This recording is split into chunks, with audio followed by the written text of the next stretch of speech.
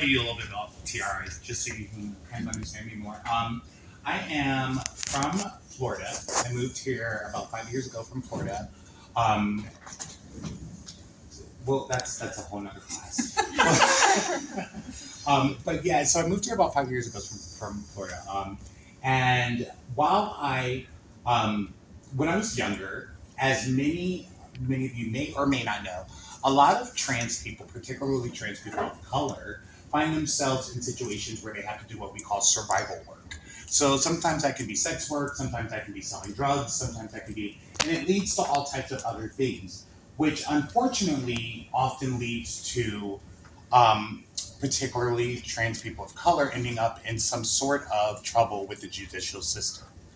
So, that follows you forever.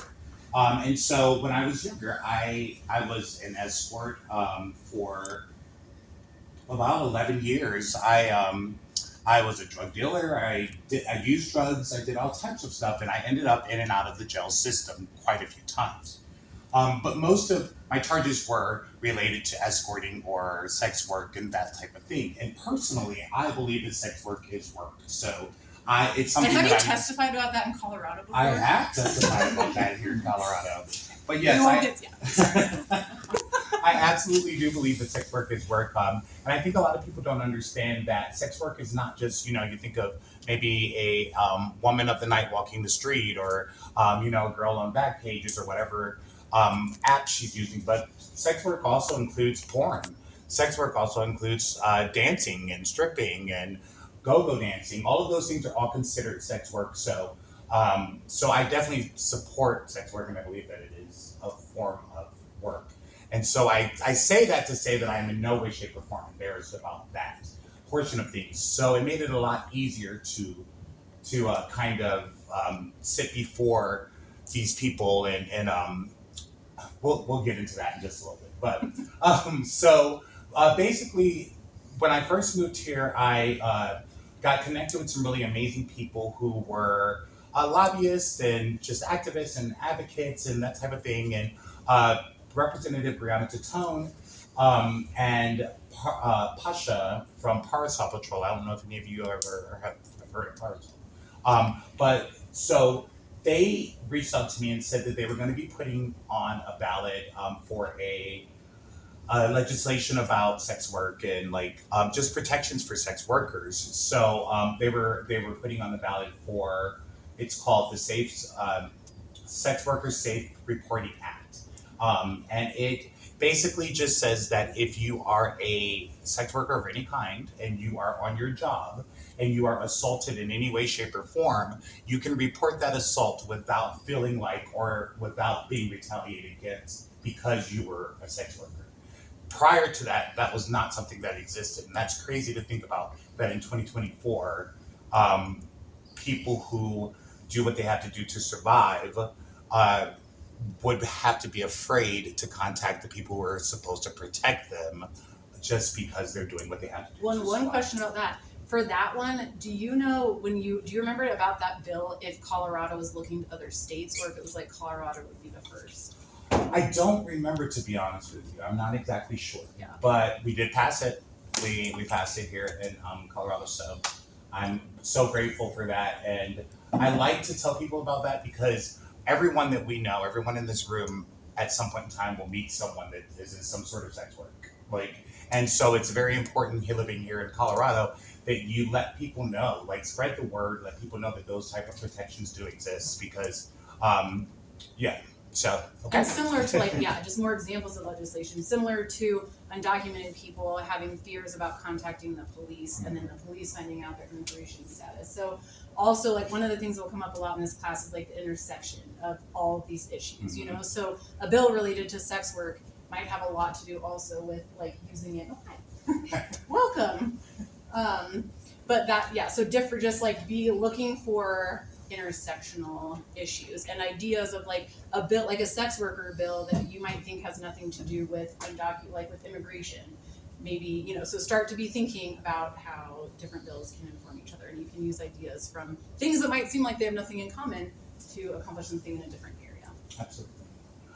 So moving on to Tiara's law. So I was one of the producers for Club Q, the shooting that happened in Colorado Springs in November of 2020. Gosh, I've lost time. It was 2022. like a year. Um, so my show was actually the night before the night of the incident, and so because of that, I afterwards there were organizations that were set up to help us who lost our jobs. We lost our place to perform. We lost all of those things. Well, and So actually pause, because I know there are some students in the room, I know from orientation, some people just moved to Colorado. oh So okay. the Club Q was a mass shooting. Colorado has had a lot of mass shootings. Club Q is one of our most recent ones, but it's a bar in Colorado Springs, and it was I think 5 people died. 5 people. Yeah, So, and it was maybe a targeted attack to that kind of absolutely. establishment or whatever. But so that was the Club Q shooting. And I will say, I'm not going to say maybe, it definitely was a targeted attack. I feel, for me, I feel like it was a direct attack on trans people because out of the 5 people that died, 3 were trans. And it was on the Trans Day of Remembrance that it happened. And this person traveled past, I think it was like 32 different nightclubs and bars to get to our place. So I would definitely say it was a targeting event. Um, but nonetheless, like the Yes. reason why Yes. this whole thing started was because so we were getting assistance afterwards, and there were organizations that had set up assistance, but of course, like for some reason, we're still in like 1990s and we're using checks for everything, and so people were paying or paying us out or helping us out through checks, and because of the felonies that I had accrued when I was younger, my name has not been changed yet because in Florida it's almost impossible with the felony to change your name. And then in most places, there's all types of red tape that just make it to the point where most people are like, I'm not even going to do it. I don't even have the energy for it because they make it that hard. And Colorado was one of those places that had a bunch of red tape around that. And so I would receive checks, and the one thing that kind of clicked for me and the organization that I got to work with on this Bread and Roses was that at one point in time I had gone to go and cash one of the checks, and the teller did not accept that I was telling them I was who I said I was. Like they literally would not accept the fact that I was who because I'm not presenting the way my name reads on this piece of card, And so they had to I had to call Z, which is one of the founders of the organization that I got to work with on this bill. I had to call them and have them verify who I was. And that was for me like a wake up call. It's like I'm sitting here literally telling you who I am, like presenting myself to you, and you don't believe me. So I have to call someone else to convince you that I am who I say I am. And that, so we saw that to be a major problem. And we also understood that that was something that probably just not I, but several other people were having issues with that. And there were several victims of the Club Q shooting that refused help altogether because they didn't want to have to dead name themselves. They didn't want to have to be in the newspaper or be in, just dead names, period, on a check or whatever. And a lot of people do understand what that's like, and a lot of people don't understand. But I'll just say this: like, um, being a trans woman, and I've been living how I am for the last 27 years. And in those 27 years, one of the greatest regrets that I've ever had is not having my name changed because it has caused me more problems than almost anything. It puts people in danger and in so many different ways. It's just something that is a common human decency is to allow a person to identify the way that they see themselves. The name, like, for example, I know a girl named Kiki. Her name is Keisha, but no one has a problem calling her Kiki. There's nothing different in that. Do you get what I'm saying? Like if Kiki wanted to go and change her name to Kiki, why couldn't she change her name to Kiki? So for me, it was just common sense, and so we learned that in Colorado, uh, the way it was set up is that a judge, so you still have to go through the fingerprinting. You have to go through quite a bit of a process for a name change. There's fingerprinting. There's background checks, like several FBI background check, local background check, national background check. There's a host of paperwork. It's really expensive. There's a lot of stuff that you have to already go through in order to get your name changed, especially as a trans person. And so one of the major red tape that we had there was that if you are a person who has a felony, which, like I said, is I believe it was like 43% of trans people of color have had some sort of felony, and like so if you're a person who has a felony and you went to go get your name changed, a judge could literally tell you no because they don't consider the fact that you're trans as being just cause to receive a name change. So the key words there are just cause. One thing that I've learned about legislation is that there will always be key words that will really make a difference in how you present it and how you try to fight that legislation. Because just like you are utilizing that, people on the opposite ends of that will be trying to use it against you. So it's very important to know the legislation and know what it says and know what it means. And so just cause was the key there. And you know what? Can we mic drop right now? Because that is literally what so much of this class is about. And if anything, one of the things that we want you to walk away from this class with is literally exactly that. But like how one word can mean so much. And we're going to spend so much time looking at so many dictionaries and how dictionaries have in fact become political. But looking at different dictionaries and literally how so much of legislation, exactly, Yeah. so much of legislation can come down to whether one word is defined or not. And even if it is defined, maybe it's still ambiguous. But yes, like good cause Exactly. in this situation. And that's exactly what it was. It was more ambiguous. It wasn't defined. So a judge could technically say, "Well, I don't find just cause for you to have your name changed," and that was happening. And there are organizations, amazing organizations like the Colorado Name Change Center and Bread and Roses that do name changes and they help people with name changes. But a lot of them were scared to even touch felony name changes because there was just so much behind it. And then you have people, of course, who don't believe that felons should be able to change their name anyways. We'll get into that in just a couple of moments. But yeah, so. But also, Tiara, for you to know your audience, has anyone in this room ever heard of the like Colorado Name Change Project, or if you ever lived in another state, have you ever been familiar with like those initiatives? Okay. Utah has a similar one. Yeah, I can. Where does? Utah. Utah? Yeah. Okay, so Awesome. we have at least someone. Okay. That's Yeah, awesome. I was like, it's hard to give you an idea of our audience because this is our first class together. So, but Yeah. just to kind of help Well, I'm check glad in. that you asked that. Like, that's very important. So, like, these organizations basically are set up to uh, help trans people navigate the process of getting your name changed. So, these are people who are passionate about what they do. A lot of them are lobbyists.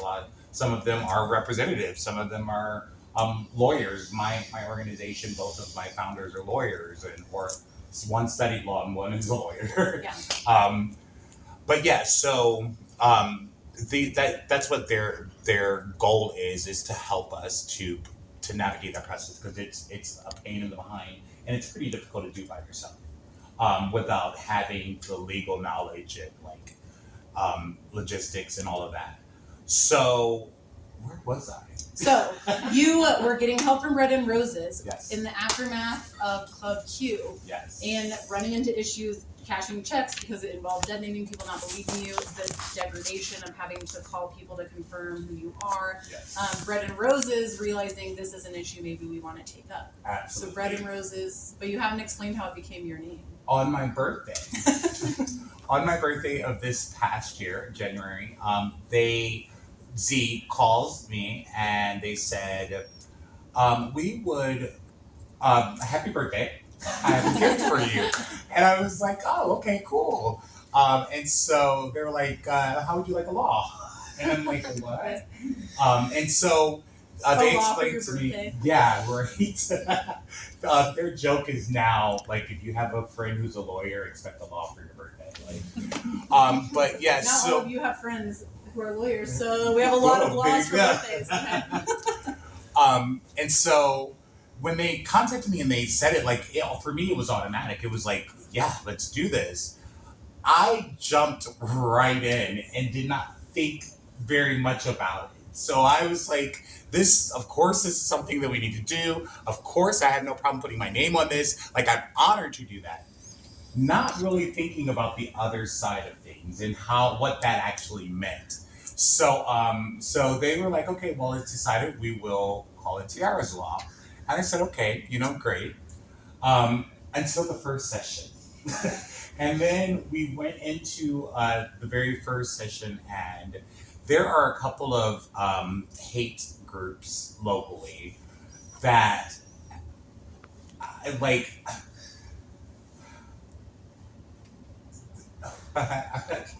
Yeah. You don't even have to say it. Yeah. but there's some hate groups Well, locally and the that reason I highlighted before the experience of testifying before. So, have any of you in this room been into like a like into like where the House of Representatives are, or like testified or anything? awesome. Okay, so a few people. So just like, and if you haven't, even just like imagine like what that building is like, and just like the formality, and just like there's just like a certain like feeling a lot of the times in some of these spaces, But so like you had been there before, you had even stood up and testified before. Yeah. But this was a completely different thing. Like even then, there was ridicule and there was people that had their things to say, but in this instant, the spotlight literally was on me because I had taken on the responsibility of allowing this law to be called Tiara's Law. And so everything in my life became scrutinized. Every single thing from the time I was born became scrutinized. And um, there were several people on the opposition who went to go and testify who had to be removed from the session because they violated rules. Like at the very beginning, one of the rules was that there would be no dead naming, there would be no misgendering of anyone. We were going to respect everyone and respect everyone's pronouns. There were these hate groups that just refused to listen to that. They just absolutely refused, and they would get up there and just spout out my dead name and he, him this, and he, him that. And like, you're in this room, like Rebecca was just saying, you're in this room with all of these powerful people, and you can't say anything to defend yourself. You can't stand up for yourself. So you literally are sitting there having these complete strangers who know nothing about you and only know what they may have Googled or read somewhere about you. And they're sitting here telling the government that you are before these things as though they're matter of fact. And it's very it's very heavy. It's a very heavy experience. But the first session is when we realized that there was going to be quite a bit of opposition for this, which I did not think about that when I said yes. I didn't think that there were, like, to me, it seemed simple. Okay, so we want to make sure that everyone has the opportunities, the same opportunities, human rights, right? Like, what's so hard to understand about that? But Well, and do you know? So when you're referring to like the first time that you went, do you remember if it was like in like the full thing or like a smaller committee or like talk about just like who's the different people and how many times? The first time we went was the judicial committee, and there were 8 people on the committee, and pretty good mix between like all parties. Um, and the main thing that I remember from the first session is the people who were there to testify in the opposition. Now, let me just break that down for a little bit. So when you're in these sessions, what happens is that there is a for and a against or opposing side of things. So generally, there will be a for person that will say, okay, we're going to hear from all of the for people first. And then so you get about 3 minutes to get up there and testify why this law needs to be passed or why this bill needs to be passed or how this has affected you in your life. just to kind of give a better understanding to the committee of why we're fighting for what we're fighting for. So that first session, that was what I remembered the most, was that I will say this, and like this makes me so happy to say, is that out of all of the sessions we did, the four people we outnumbered the opposition by like tons. I think the very last session that we came to, it was like 27 four and like four for opposing, and then three of them got kicked out of that. So, um, but they Well, so and actually, pause here because I yes. remember like this was one of the things where it's just like in some ways like someone might have expected no opposition to this. Maybe some people expect like a lot of times when a group will sponsor a bill or you first put it forward, you might think this isn't even going to pass the first committee, but we just have to start somewhere. And you know, sometimes people start off knowing this will take years or different things like that. So in some like it's an interesting thing to think about. Just like, did people necessarily think it would just like pass right away or not?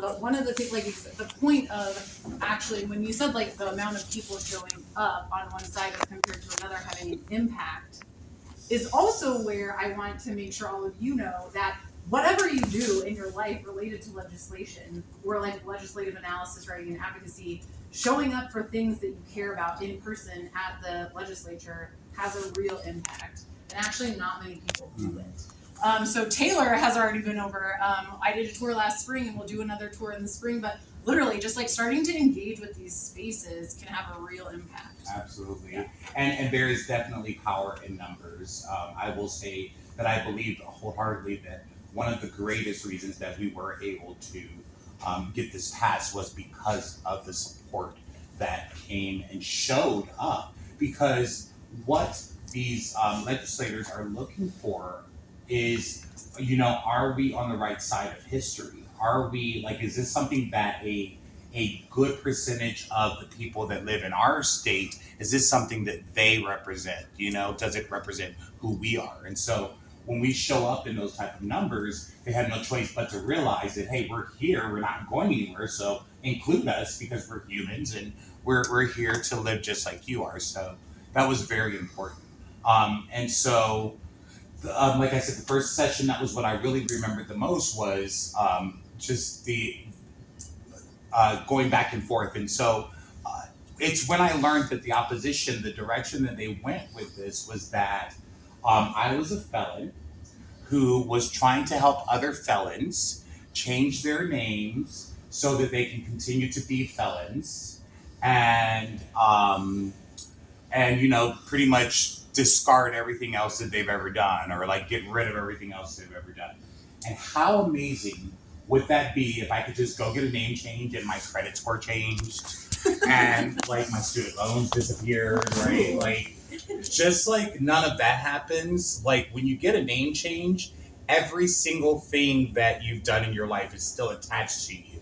It just becomes an alias. So now your former name is an alias that you used to go by, but all of these charges, all of these credit scores, all of this stuff is still there and will always be there, which seems like common sense. But this was the major argument, was that my goal was to go through all of this just so that I could get other felons to be able to change their name so that they can continue to be felons, because their name is what makes them felons, right? Like, obviously that's what makes them. But kind of what you're saying is also misinformation. Yeah, absolutely. Of just, on either side of any bill, just, what information is real or not can be a real issue. Absolutely. So being aware, no matter what side you're on of anything, and this class is never going to be about like, think what Becca and Emmett think about anything. I don't even know if we think the same. I'm sure we disagree about a lot of stuff. But so the point is never think a certain thing,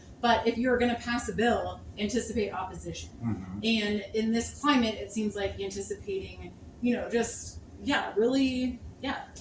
opposition. So you can come back with the actual like data, facts, information to point to. And that's what it ended up being. That's what we ended up having to do, is once we made it through that first session and we realized that was the direction that they were going, we were like, okay, well then what we need to do is fight against that, knowing this is what they're trying to say, like, here is what it actually is. And Sadly, no matter how much you lay things before people, facts before some people, they will not hear it if it does not fit what they want their narrative to be.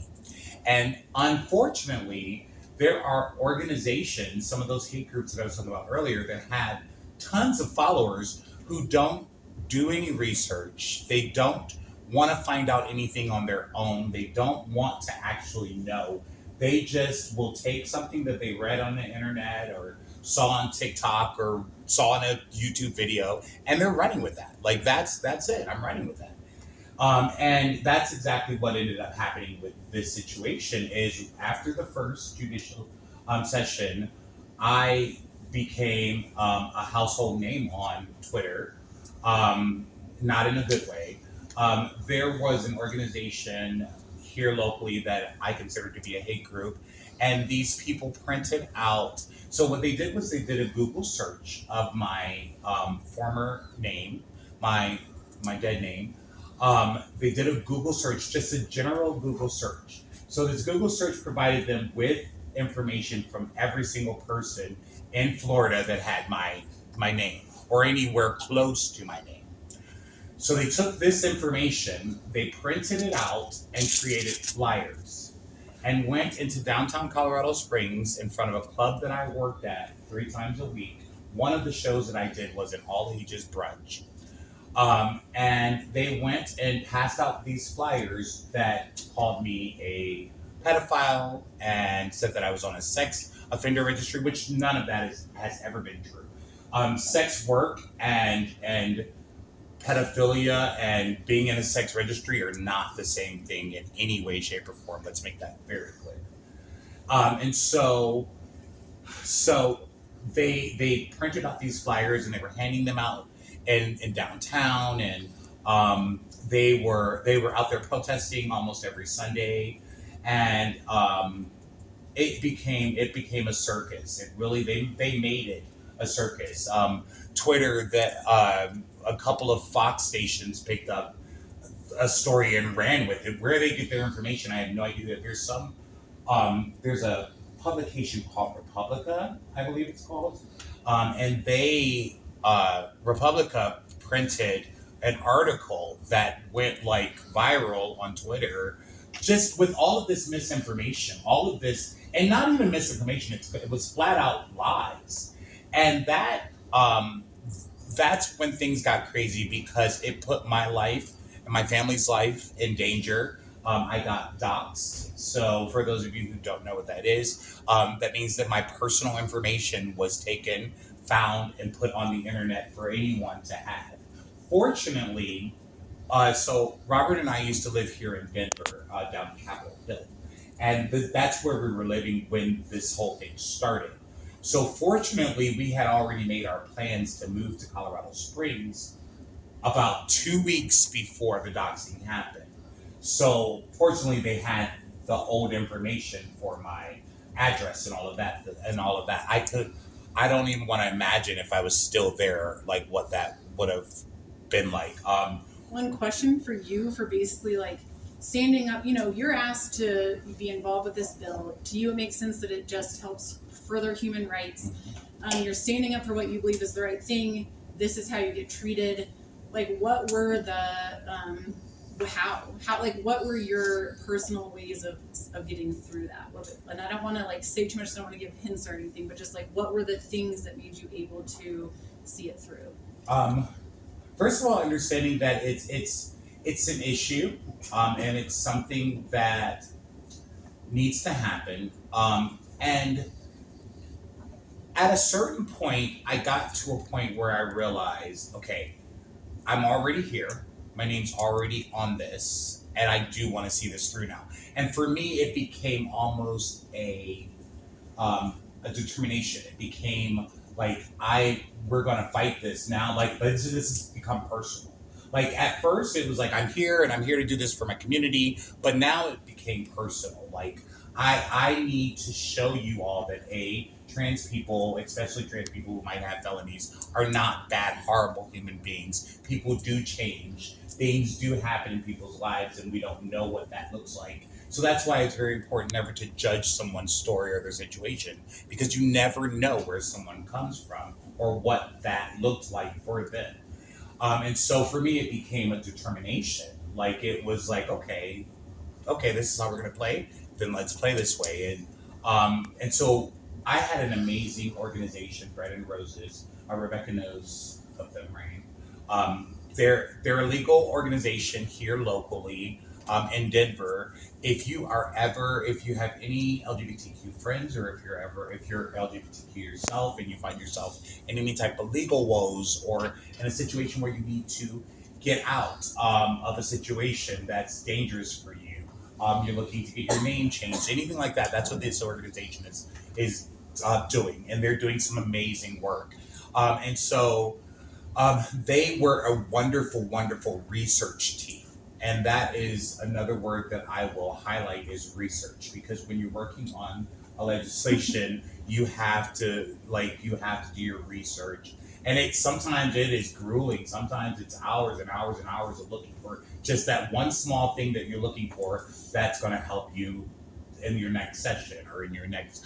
So they were amazing with that, because I think I would have went crazy. And all of you guys, I commend all of you guys for taking this class, because I think I go crazy. They might too, so we don't know. But yeah, I definitely think I think it's very important to do your research. Make sure you're doing research, and so and that's one of the things Emma and I are here to help teach you how to do. And they did so they did some amazing research, and they came back to me every time and saying, okay, this is what we need to change, this is what needs to happen, this is what we need to do. And I was just at that point, I became a willing participant. I was always a willing participant, but I became even more willing, and I was just like, yes, let's do this. And so each session that I went in there, I literally went in there with a little bit more armor on. Like the first time I remember sitting there, I was so terrified, I was scared. I allowed everything that was said in that room to like eat me alive, and I began to feel like that is who I really was. And then each session that I went and I looked around and I saw the support that was there, and some of the representatives that were on the first initial committee and on later committees were that first session um, was incredible. Like I at the end of it all, basically they looked at me and they said, Tiara, you're very brave for putting your name on this, and you are going down in history, by doing this. And Leslie Herod, Representative Leslie Herod, she looked at me and she basically gave me so much courage, and told me to just keep fighting and keep going, and made me realize that there were people that were where we were. There were people that saw eye to eye with what we were saying. And so that was very encouraging. So moving on to the next session, we passed the judicial committee, and we went on 8-1 or something. Yeah, it was 8-1. And then the next one was the gosh, why am I going blank? It was judicial and then House committee. So we went to House committee, and that one was a little bit rougher because that's an opportunity um, for the opposition to really say, this is why we're opposing. This is what we're opposing.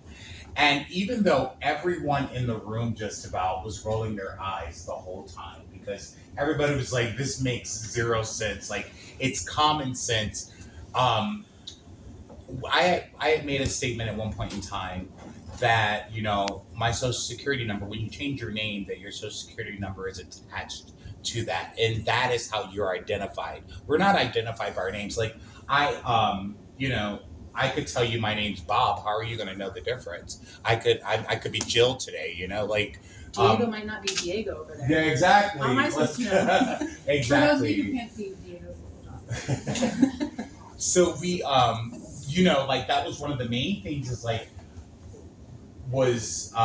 they were trying to say, the opposition was trying to say, that you're trying to change your name to hide from these things. And we are all, including the House committee members, most of them we're trying to say, listen, like, of course they couldn't come flat out and say no, but they were trying to like hint around, are you listening to what's being said? Like legally, this is the process that happens. We had attorneys and people from the name change centers and all types of people that came up and testified, like who do this stuff every single day. We're telling you this is the process, this is the way it works, this is what happens. None of these things are true, but these people were not hearing any of it.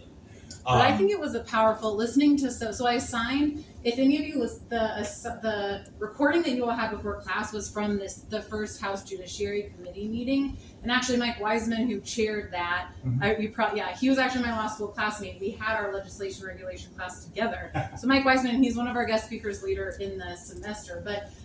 That is what for any of you who listened to it, that's what that one was. Yeah. So as you're hearing about these other sessions, you can also go to the website and listen to. I didn't want to sign it all because even the House Judiciary thing was like 2.5 hours. Oh yeah. There were some days we were there for like, there was one day we were there for like 7 hours. Yeah. So there's a lot of legislative history to this bill, and for anyone who wants to listen to more of it in more detail, I can even help you just like go through the calendar and find where it is. You can listen to it if you want to, just some of the other sessions that Tiara is mentioning. But yes.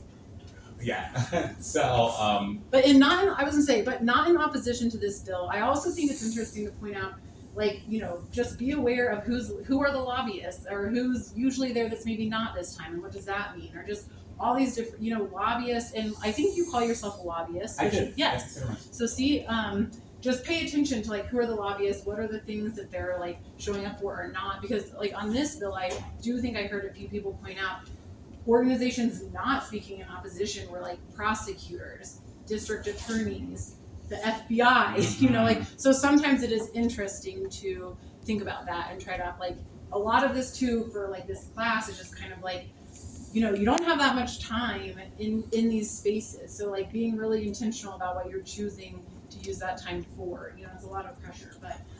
That's so, and I'm glad you said that because that is so important as well. You literally have 3 minutes at a time per session to get everything out that you need to get out. And that can be very challenging and very stressful because everyone in the room's eyes are on you. You've got cameras on you, and like it can be a very stressful situation. And also start thinking about doing it sometimes. Yeah, definitely. I definitely recommend that everyone, if you ever find something or you come across something that you're like, I want to support that. I definitely want to stand up for that. Like show up and testify. You don't have to be involved personally in whatever it is. If you have experience of some kind, they want to hear that experience. And it's really easy generally to sign up for those sessions. You just go online and scan a code and like you're there.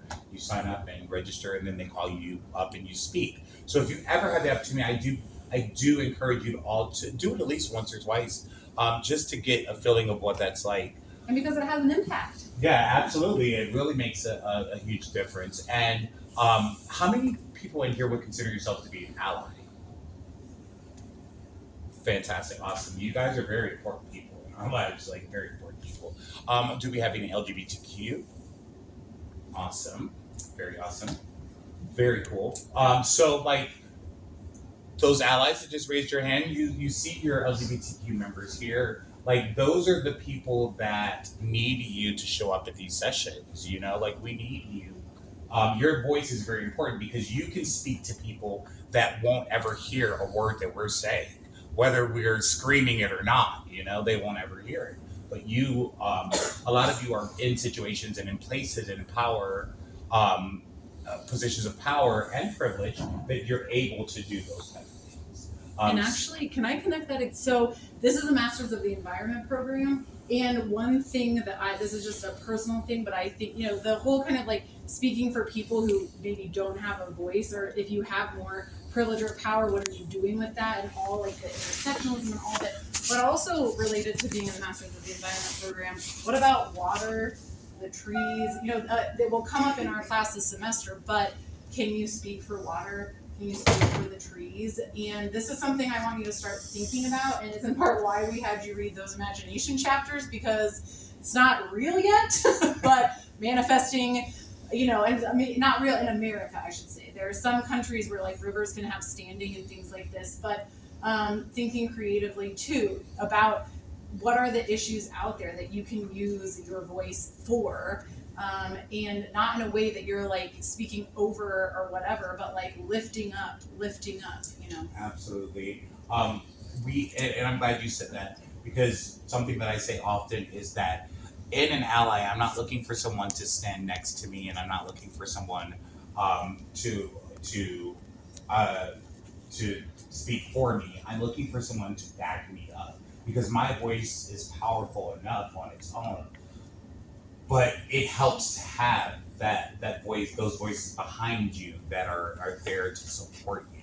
So going into um, the importance of kind of understanding, and I'm only going to touch on this very quickly, but kind of understanding the place of privilege that a lot of people hold over other people, whether that be a different type of minority or whatever the situation is. There are places and positions of power and privilege that you can utilize for the good. And so let me encourage you all to do that. Um, so moving forward, so we passed the House committee. And at this point now, we're like looking at this like this could really happen. Like this, we're being heard, we're being seen. This could really happen. But the goal now and the process now is to just make sure that we keep moving forward and we keep doing what we're doing. And so the second session was actually after the House session. They had an amendment session.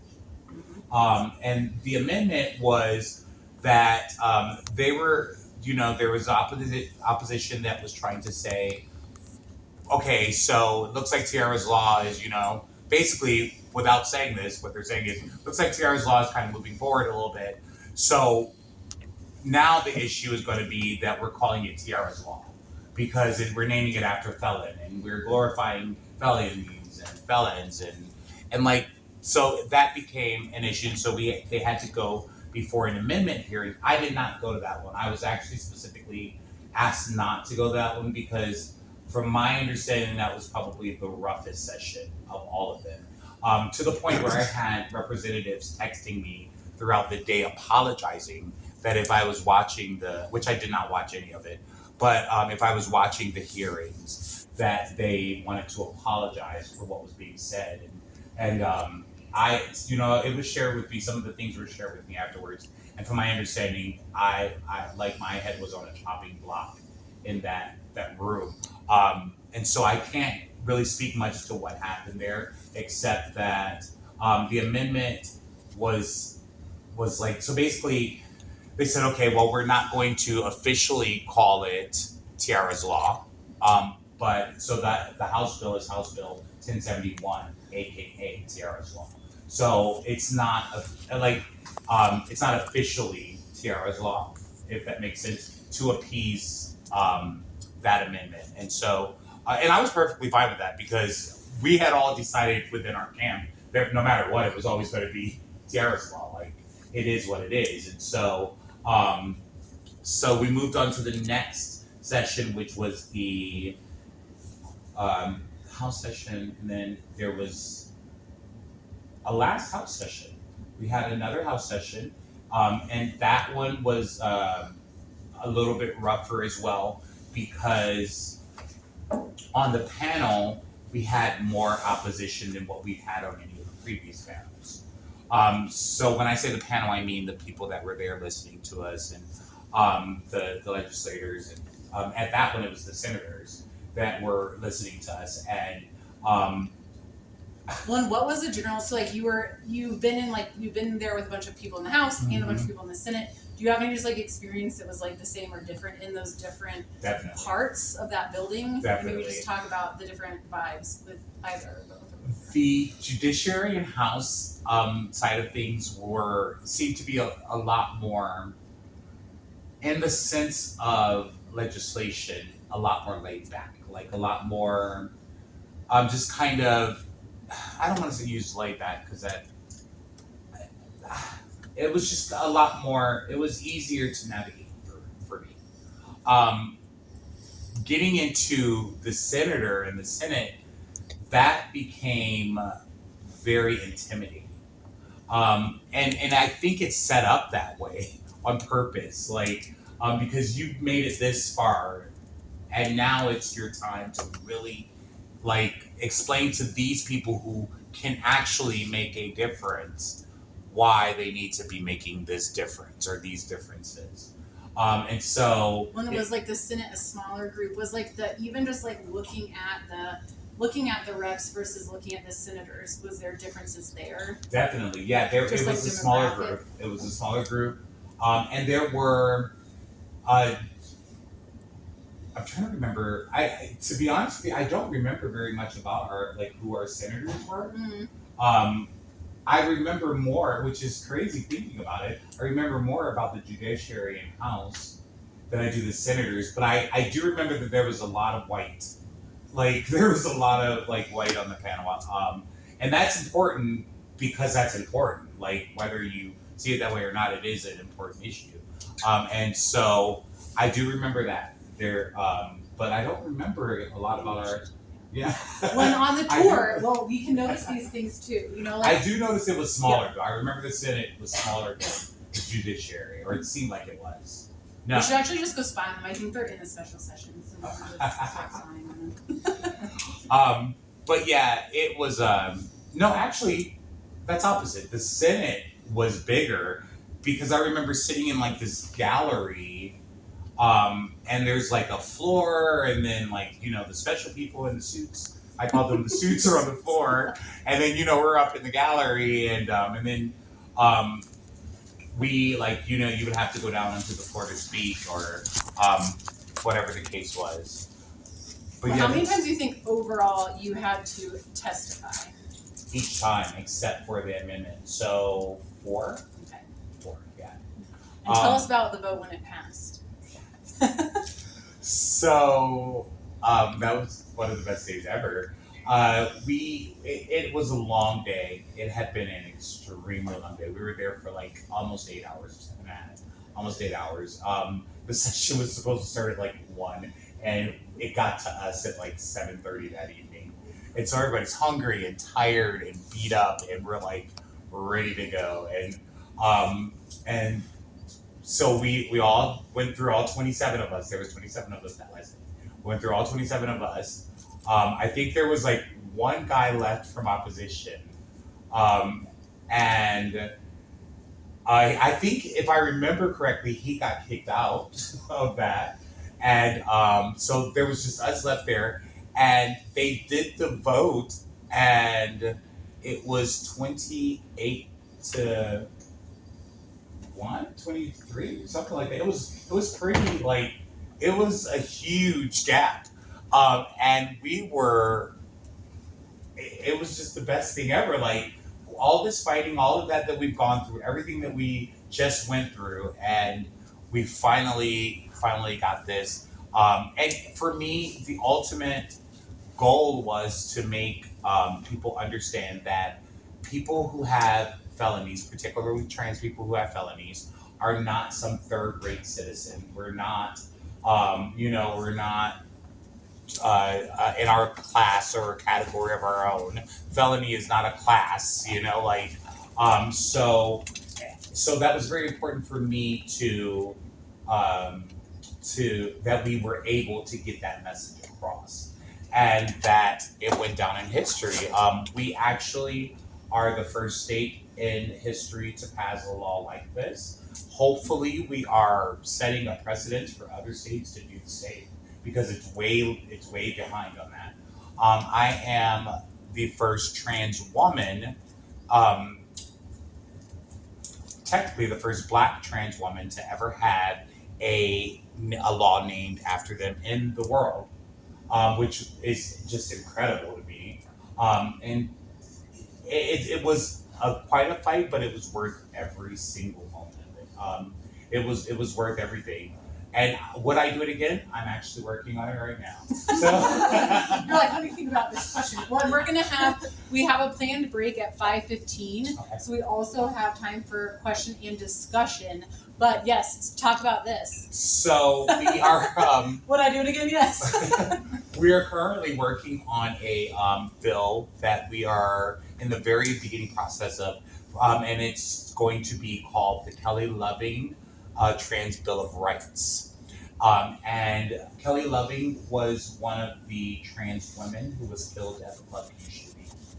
And she was an amazing advocate. She was a sex worker who was very sex positive, but also very she's very into like health and making sure that people get tested and all of those type of things. She was an amazing mother type figure to young up and coming trans people, and so we wanted to have a way to honor her. So we're going to be working on the Kelly Loving Transgender Bill of Rights, which, like I said, is still in very early stages. We currently have a survey that we are sending to people. We're not posting it publicly, but we are sending a survey to trans people or anyone who identifies underneath the umbrella of trans. And basically, the survey is a bunch of questions finding out what exactly it is as a Coloradian that you need or that you feel that you need as a transgender person, so that we can compile what that would look like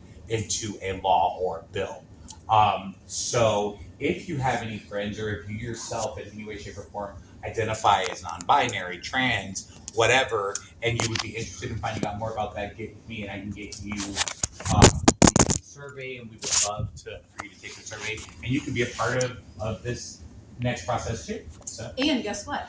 When we review the syllabus later in this class, the final project paper that you all have is actually drafting legislation. So throughout the class, we'll talk about the parameters of that, and it's going to be different than exactly how we did it last semester, but there will be an opportunity to pick something that you think is important that you want to work on.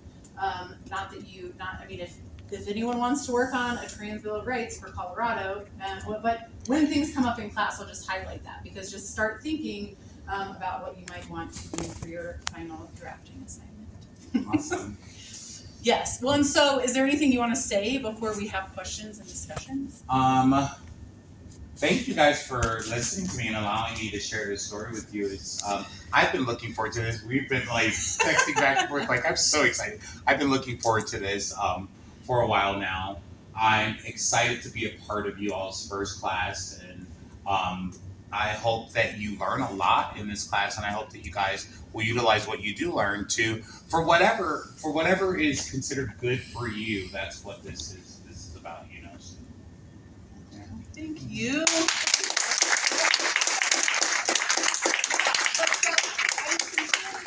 Say question and discussion, because I'm kind of like an anti-answers person, which might frustrate some of you throughout the course. But so if you have any questions about, literally anything for Tiara, well, we have Tiara here with us. I'm here. I'm an open book, so ask away. Start over here. Yeah, so just because this was like a state ruling, do you have difficulty getting like federal identification? I'm thinking like passport, a change on the social security card. That's a wonderful question. There is a little bit more red tape once you leave the state level. However, not generally that much. The hardest part is getting through the courts, because once you've gotten it through the state courts, then fortunately, on a federal level, most of the time it's recognized. So that's an excellent question. And getting through the courts to highlight. I don't know if this is true for sure, but I would assume that anyone with a felony in their past that files a petition almost always has to, there's different levels of hearings, so that just to highlight what you're saying, the difficulty at the state level is going through those hearings with that and getting that judged. Oh, and I forgot to mention that I actually went and did a couple weeks ago. I went and did my background check and my fingerprinting, and we submitted my paperwork for my name change. changed. I know, I was trying to remember. I said I was going to manifest that you would have it today. I know, I'm so close manifesting. though, Dang. so close.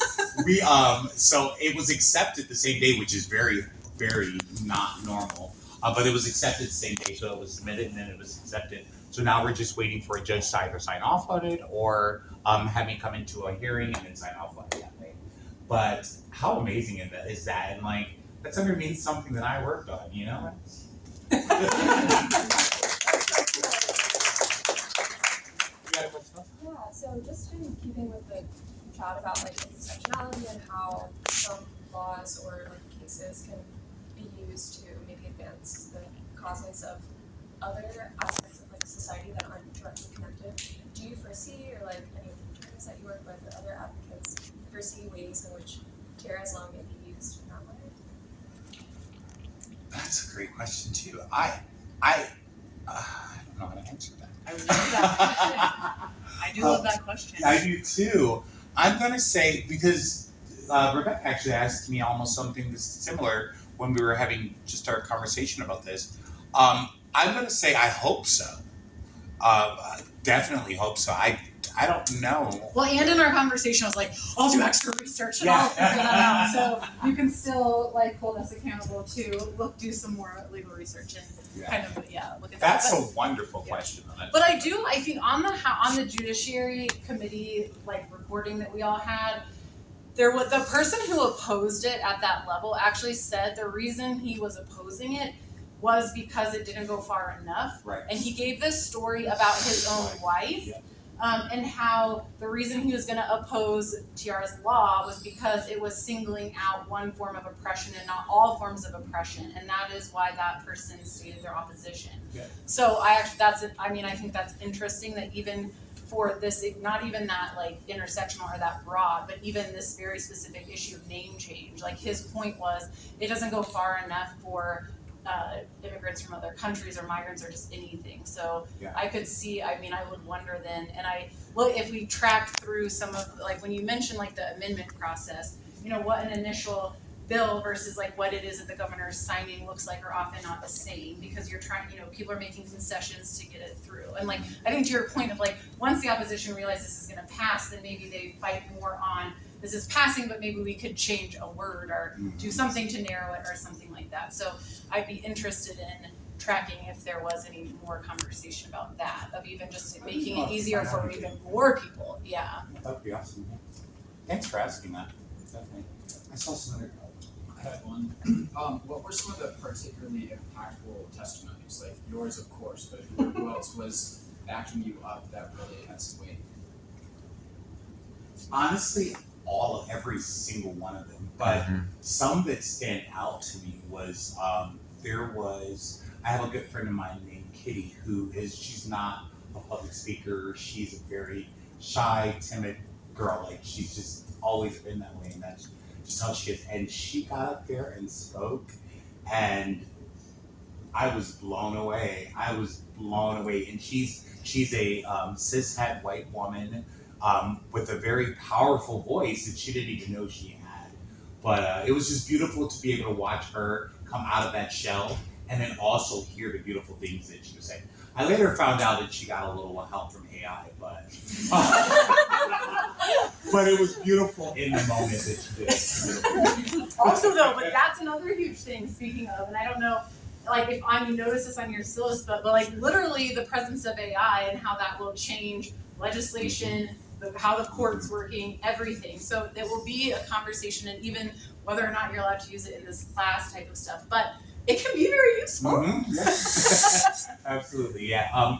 And then I would say my drag children testified.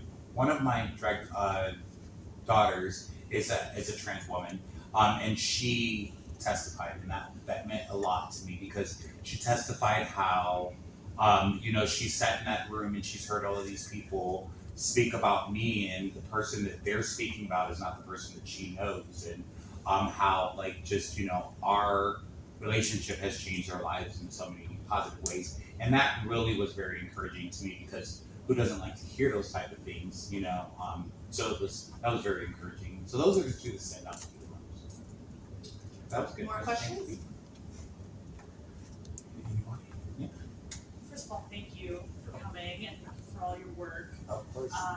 I'm interested in when you're dealing with these hate groups and people who are just creating disinformation, misinformation, no basis in reality. Yeah. How are you framing your testimony, your group's testimony? Are you ignoring them? Are you counteracting their claims? And did that change over time through all your different testimonies? I love that.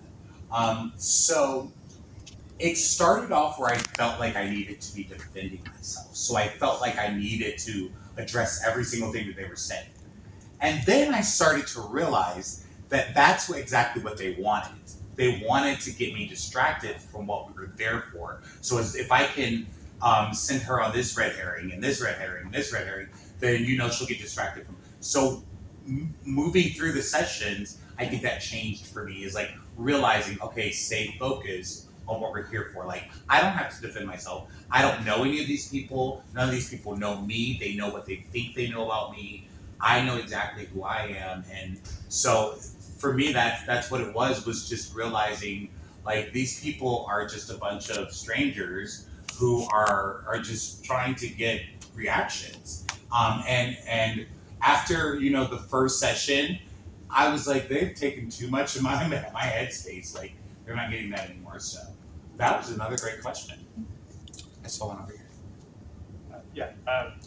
And thank you for coming to share your story with us. I appreciate it. I was wondering if you could speak more to like the preparation process. You only have 3 minutes to talk. How do you decide what to include? How to frame it, and like, I'm sure a lot of work goes into it. But I'm just curious if you can speak more about it. And everyone take notes, because another thing that you're getting graded on is a presentation in this class. So. Another wonderful question. So it is because it is such a short amount of time. First thing that I would say is identifying what it is that you absolutely feel like you need to be getting out in that moment. Like if there is something that you've covered the previous session and you made it through that session, then there's no need to even touch on that again unless it's a huge point or something that really needs to be like dwelled on. Otherwise, each time getting an opportunity to express something new or a new view on things or a new experience or a new because it not only does it keep it fresh for you, but it keeps it fresh, and I, it almost keeps things moving smoothly for you because it's almost like you have it laid out. I would say preparation wise, just laying out your points. Like I did. I'll be honest with you guys. Each time I wrote out all of these things that I was going to say, and I had it there in front of me, and then I got up there and I was like, no, I'm going to speak from the heart. Like I'm going to speak from the heart, and that's what I did each time. I encourage doing that. I definitely encourage doing that because sometimes you can write out what you're going to say the night before, and then you get up there and like there's all of these other testimonies that have happened before you, or there's all of this other stuff that's happened in this session on this day, and you're like, dang, I really wish I could talk about that, talk about that, and talk about that, but I've already got this written down. Dish it and go with your heart, and that's what I did most of the time. Another good question. Thank you. Sorry. You mentioned just cause. Yes. So prior to the passage of the law, what were some examples of just cause for felony name changes? Wonderful question as well. So just cause would be, oh gosh. Can you help me? I know. Well, I'm trying to think. This is where I feel like I'll pull the data on, because the other data that I haven't pulled yet, that is an amazing question. Email That it is to a us. really good question. I'm just trying to think what other situations would lead someone to seeking a name change and would therefore and be barred, and what would, I guess, surpass. I will say, surpass that law? yeah, I would say probably marriage, and even marriage. And that was the other thing that I'm glad you brought that up, because that was the other thing that we were kind of talking about is they kept saying, a felon changing their name, and you have to. And for some reason, they thought that there was a different process for felons to change their name than anyone else. process is exactly the same initially. The fingerprinting, the CBI, all of that stuff. If you're, no matter what, if you're going to go get your full name changed. Now, marriage, you don't need any of that. Marriage, you need your birth certificate. I mean, your marriage certificate. You go down to the Social Security office and you change it. And so that's what we were trying to tell them, because they kept saying, you're going to have to go before a judge, and that judge may not know about your history and they may not know about your felonies. And I was like, well, you guys understand that I've already changed my name. Like my name, my maiden name was Powell, and once I got married, my name became my husband's name, and there was no issue with that. We did that in Florida, no issue. We took our marriage certificate, went to the Social Security office, and it was changed. I've been Tiara Latrice Kelly ever since. So that's what we tried to explain to them, is that, like, there isn't really um, that kind of a process for stuff like a name change for marriage. Um, I love your question, and I would love to know what you find out. I know, well, and this was because I think part of the thing was like, how often does the individual judge looking at this particular petition literally ever deny it? Yeah, like ever find there's not good cause or ever deny it. And that's where I think like the name change groups probably have the data of, do they ever, like, yeah, how often are they getting denied? Are they getting denied all the time in certain like geographical locations? Like, does Denver grant them all and somewhere else deny them all? And all of that kind of And information. we actually did touch a bit on that because it was actually brought up in one of the sessions. And what, from my understanding, the conclusion was from my research team is that there are certain areas that it is more prone to happening for trans people than others. Like, for example, Denver metro area, they don't have so many of the judges here that will say no. Like, there aren't, but then there could be somewhere like there was, I don't want to get it wrong. um, it starts with G. Greeley? Greeley or Glenwood Springs, So- or I don't know. I think it was Greeley. But it, like, somewhere smaller like that may have more likely a judge that would use that just cause in their reasoning for not allowing a trans person to change their name. I can't think of any other situations, honestly, while I'm sitting here thinking about it, like except for trans people, but I'm sure there has to be somewhere. I would love to know what you. We'll look it up. That's a good question. Yeah, I mean, I think anything can be good cause if you explain why. You're not allowed to change your name for nefarious purposes, right? Like for Yeah. being a Fraud. fraud. And So fraud they is in the wanna- statute. Right, fraud. So they want to make sure that you have a legitimate reason to do it, but that spiritual reason it could be. Yeah. But I think, and this was touched on in the testimony, that there was so much discretion, so it could vary by region or vary by judge, and that was intimidating for people to even bring the petition because you run the risk of saying no, your identity is so fundamental that doesn't constitute good cause, and so that it was, Well, and just cause puts the burden of proof or burden of argument on the petitioner, so they don't actually need just cause. The judge does not have to have their own just cause for denial. It has to be on the petitioner. They suddenly assume the burden of the cause. Technically, yes. So the ruling does still say good cause. Yeah. Good cause, isn't it? Yeah. Look at that, paying attention to the detail of the important words. A plus. Did they rebrand it, or was it always good cause? I guess that was rebranded because I remember when we started it was Just Cause. And we can track it. We can Yeah. track it through all the amendments. Yeah. Any more questions? I saw a few hands that didn't get answered. Yeah, I was just wondering, especially during times of like discouragement or when you're getting down, what are your sources of like inspiration or strength, or what recenters you on your mission and what you're trying to do? Like, is there activists or poems or what? Absolutely. I pull a lot of my strength from my ancestors, and I pull a lot of my strength from the people that have come before me who has fought this fight and fought these fights, and who have. I think often about people like Marsha P. Johnson and those people who went to jail and were beaten, and I think about how far we've come and how much more we have to go. And then I'm like, I can fill in the gaps there. And I think that's what all of our jobs is to fill in the gaps from the people that came before us, that were here before us doing these and fighting these fights. And so for me, it's being able to like to take their strength and look back on their stories and see what they went through and say, like, you don't have it that bad and you really are in a much better position. So let's use what God's given you to be able to continue that fight.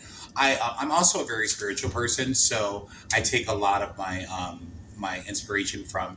I consider myself to be a Christian, not, of course, not Orthodox, of course, obviously, but yeah, I consider myself to be a Christian, and I definitely believe in a God. I don't believe I would be here today if there wasn't one. So, Thank you.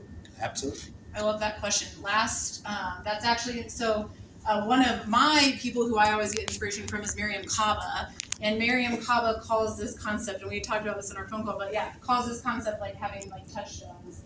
But just the fact that for any of us, like times get discouraging and hard, and how important it is to have your community, your touchstones. And so there will likely be like a part of this class that will be about that for yourself. But thinking about who those people are for you, because you will have times that you're like, why am I even in this program?